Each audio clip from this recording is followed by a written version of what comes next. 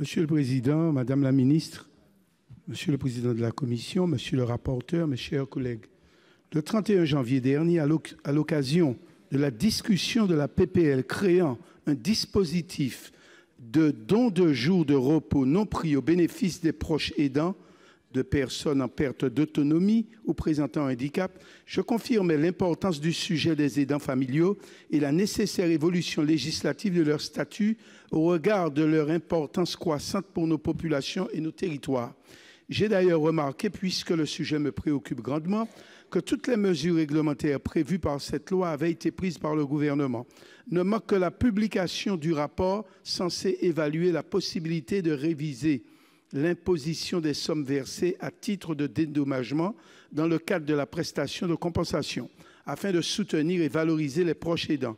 J'ose espérer, Madame la Ministre, qu'eu égard au sujet, le dit rapport paraîtra bientôt.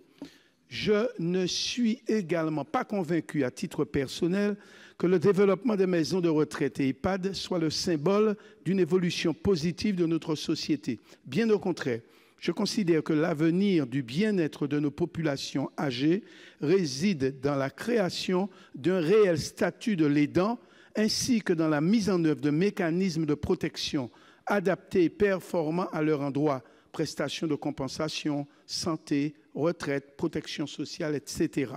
Cela est d'autant plus vrai que le vieillissement de la population française s'intensifie, et notamment les Antilles, qui se classent parmi les régions les plus âgées de France. En 2014, 92 180 personnes âgées de 60 ans et plus résidaient en Martinique.